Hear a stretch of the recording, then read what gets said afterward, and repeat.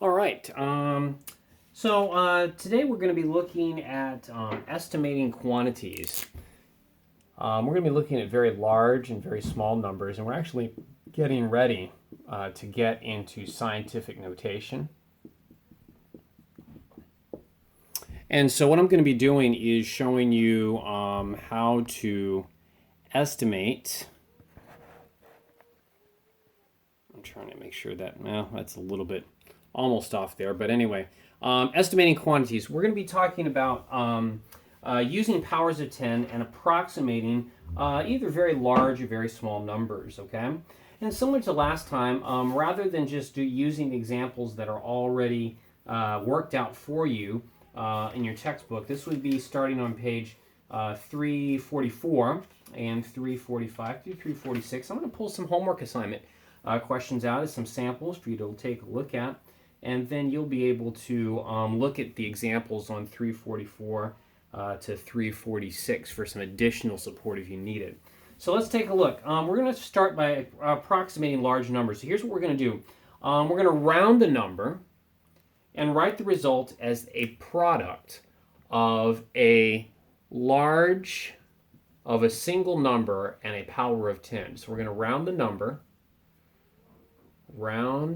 number, and then write it as a single digit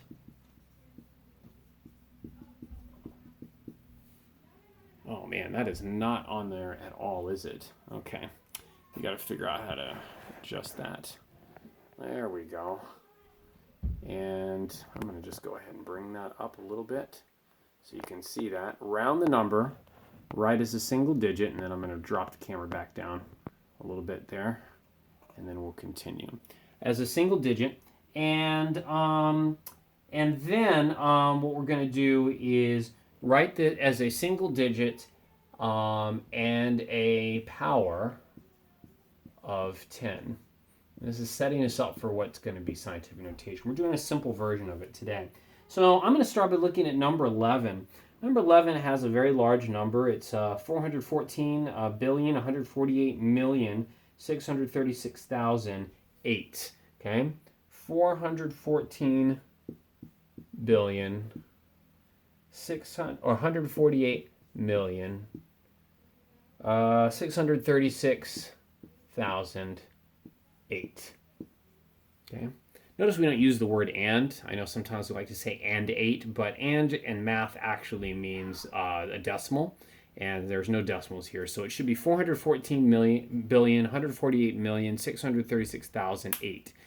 And again, this is tiresome to write, which is why we have this method in the first place. So what we're going to do is we're going to round the number to the nearest 100 billion, okay, which is going to be 4, okay? We're going to round it to 4. That'd be 400 billion, okay? And then we're going to multiply that by a power of 10. So we're going to go 10 to the, and we're going to look at how many place values we have here. 1, 2, 3, 4, 5, 6, 7, 8, 9, 10, 11. So that's going to be 4 times 10 to the 11th power. 4 times 10 to the 11th power. And that's how you would do that with a large number, okay? So that's how you do it. That's the example from number 11. It's the first one of your homework.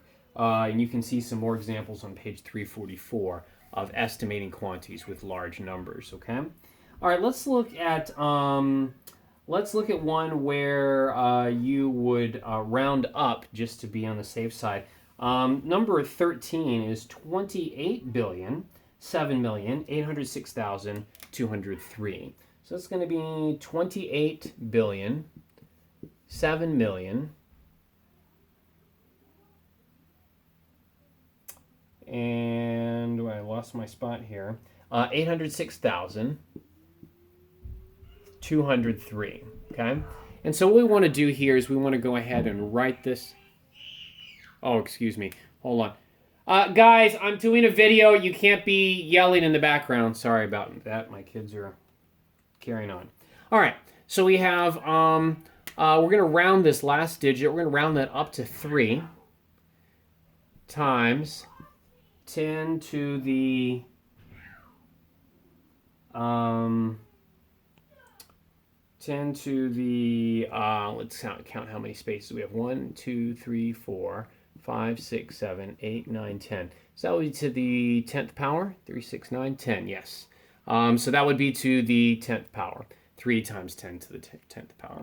So I hope that makes sense as far as estimating large numbers. We do the same thing when we have really small numbers, and that's what we're going to look at as our next example here. It says we're going to round the number, and we're going to go from there. So for this one, I'm going to take as our example number 18. It's 0.00. Let's see, a lot of zeros. This is why we don't like to use these whole things. 1, 2, 3, 0, 0, 0, 1, 2, 4. Looks like 5 zeros there if I have that count correctly. All right, and so once again, what we're going to do is we want this to be a single digit, right? We want this to be a single digit number, okay? So what we're going to do is we're going to look at the first digit that we come to, which is the 1, and we're going to round from there, okay? So it's going to be 1 times 10 to the, and then we're going to count how many spaces that we went to get there, okay? It's going to be 1, 2, 3, 4, 5, 6, and we're actually going to count the 1, okay? Because the decimal, if we were to move this over here, goes right here, okay? So it'd be 1 times 10 to the 6th power, okay? And it would actually be to the negative 6th power, as we already learned, because when we're doing really small numbers, we have to give the power in a negative value. So take a look at that for a minute while I go tell my children to be quiet.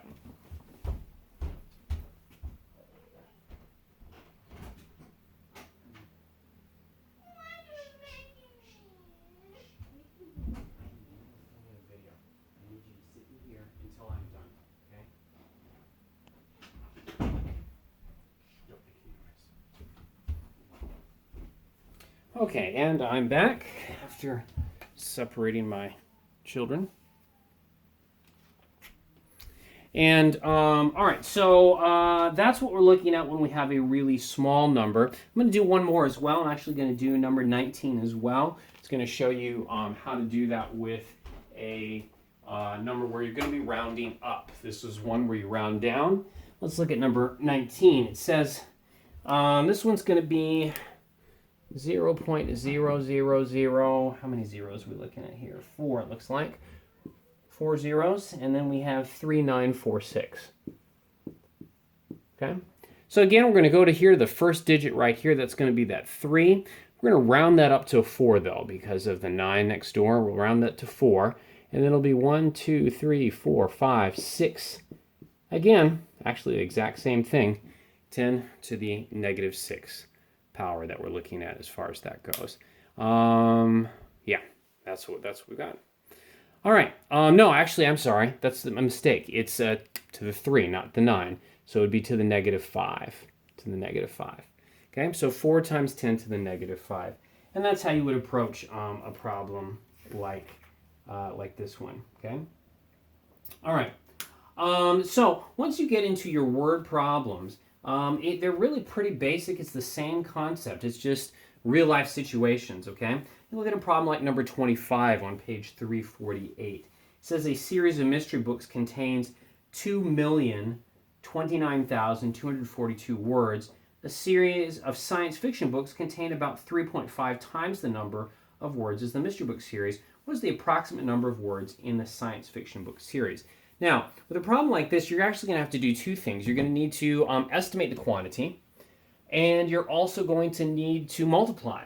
Now, the question is, which would be easier to do first? Would it be easier to estimate this quantity, 2,029,242, estimate that first, then multiply by 3.5, or would it be easier to multiply by 3.5 first and then estimate? Well, the whole point of estimating is to not have to do, more involved arithmetic. You want to be able to do it simply in your head. And so it would make a lot more sense to estimate first. Change this to 2 times 10 to the,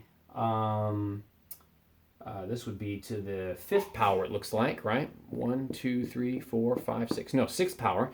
2 times 10 to the 6th power, right? And then multiply that by 3.5. okay?